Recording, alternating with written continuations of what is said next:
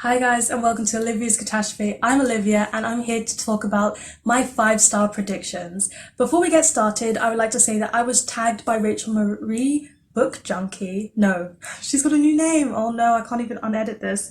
Okay, wait. Rachel Marie Book Journey to do a one-take film challenge where you don't edit your video and it's the whole take and that's what the viewers get to see. Apologies if you see me looking down at my notes. I've got notes for videos, I always use them.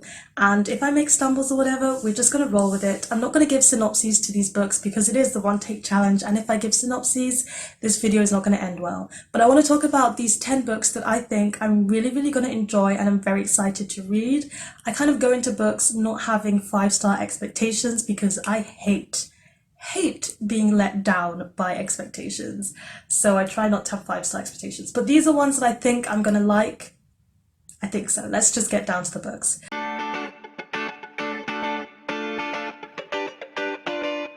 So the first one on my list is Six of Crows by Leigh Bardugo, and this has to do with the fact that I enjoyed the Grisha trilogy and everybody who reads Six of Crows says it is phenomenal. So I'm very much looking forward to it. I'm looking forward to a high story. It's not a trope that I adore, but I'm intrigued to see where it goes. It's fantasy and everybody seems to love the main characters.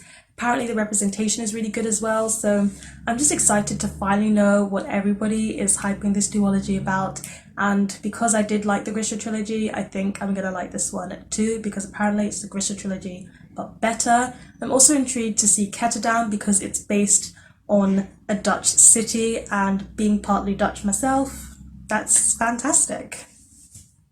Next up, I've got A Sorcery of Thorns by Margaret Rogerson, which I'm hoping to read this month, but at this rate, we don't even know if I really will. I think that A Sorcery of Thorns is going to be a 5-star, even though I kind of don't know that much about the book other than it involves someone who likes books. Because I read An Enchantment of Ravens last year before, and I loved that book. I found the characters to be so funny and engaging, and it made me laugh out loud. It was a romance. I love a good romance. I feel like a lot of people didn't like An Enchantment of Ravens because they weren't expecting it to be so romance funny, but it was a so romance heavy, but it was a good cross between romance with a little bit of fantasy on the side for me, and I hope A Sorcery of Thorns is going to do something similar. Then we've got On the Come Up by Angie Thomas. I adored The Hate You Give. I feel like there is nothing in that book that I disagreed with. I feel like it really talked about a lot of topics of police brutality and racism and race really well, as well as being female. And I'm just hoping that On the Come Up brings the same game. I love rap music, guys, so much. And I've heard that in this one we've got a female rapper main character, we've got some rap battles going on. I am here for it. I recently watched 8 Mile. I'm just excited for raps to be in books, guys. Then we've got Golden Sun by Pierce Brown. I think last year November I read Red Rising and it was absolutely mind-blowingly amazing. I love the characters, I love the plot, I love the suspense, I love the world. So basically I'm just ready for the second book in the Red Rising series. I think it's going to hit me like a train and I'm going to be mind-blown. Then we've got The Name of the Wind by Patrick Rothfuss. Again, the synopsis of this one is really vague and everybody says they love it, but they don't really say too much about why. I just know that the world building is supposed to be amazing, the characters are supposed to be amazing, and literally no one, like nobody says anything bad of Six of Crows, but there's a few people who are just like, it's okay.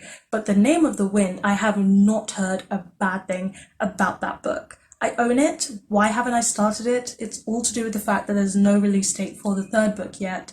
So I'm just waiting for that to happen, because I don't want to start a series and fall in love and then it never end. I've done that with too many fanfics to do that with a whole novel, okay? Then we've got The God of Small Things by Arundhati Roy. Now this is a Man Booker Prize winner and it's an Indian author. Again, I don't really know much about the book other than it's supposed to be very sad, it's supposed to be very truthful and realistic and emotional. Those are kind of the only things that I've heard, but I think I'm going to like it. I think it's going to be like the Kite Runner kind of book, and that's why I'm going to like it and appreciate it. People who read it have all said it's fantastic. My 2 older sisters have read it and they also really appreciated it. I've got very high hopes. I just need to be in the right mood to tackle that book. Then we've got The Priory of the Orange Tree, and I'm a bit hesitant to put this on my list now because I've seen some not too great reviews since I composed this list of film. But The Priory of the Orange Tree is a female-centric LGBT plus high fantasy book. It's a standalone as well. It is a brick. It's a literal brick. I could pick up that book and hit you with it and probably knock you out, but it sounds like it's going to be really entertaining. I'm looking forward to it. Kind of flying through these. Then I've got The Martian by Andy Weir, and I love a good sci-fi. And apparently it's supposed to be a sci-fi that's got humor as well, which can make you laugh. And one of my favorite things in books that can make me laugh out loud. It's becoming more and more common, but before it used to be rare that I would laugh when reading a book. So I'm looking forward to having a science fiction where there's suspense, where there's a brilliant main character, and there's a good sense of humour. I've heard great things about the film adaptation too, and that is definitely something I want to watch after reading the book. Then we've got the third book in the American Dreamer series by Adriana Herrera. So this one is called Love Story. The first book in the series I really enjoyed, and then the second book was fantastic. It blew my mind, and it dealt with so many themes so well and had the cutest romance. They're all kind of new adult romances, and they follow this tight friendship group, so you kind of hop from each character in the friendship group as they tackle their romances. The third one follows this character I'm not even too keen on, but I feel like as soon as I jump into their head and start reading their story, I am absolutely going to love it. So I'm very much looking forward to reading this third book in the series. I am so hyped.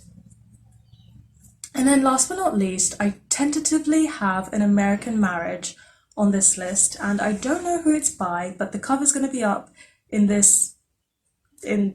screen and you can see it. And I've heard some good things about it. It won the Man Booker Prize, and yeah, it just feels like it deals with some very important themes about marriage and the family, but also about race and politics, I believe, is also coming into it. So I'm just curious. Okay, I feel like this is not actually a 5-star prediction. I feel like it's more curiosity than thinking it's going to be 5 stars. Why is it even on this list? Okay. Cancel that book out. Can't edit this out, but let's just cancel that book. I'm changing my mind, and I'm going to put How to Belong to a Billionaire by Alexis Hall. Don't know if that's the title, but the first 2 books in the series is How to Bang a Billionaire and How to Blow a Billionaire, which are much more embarrassing titles.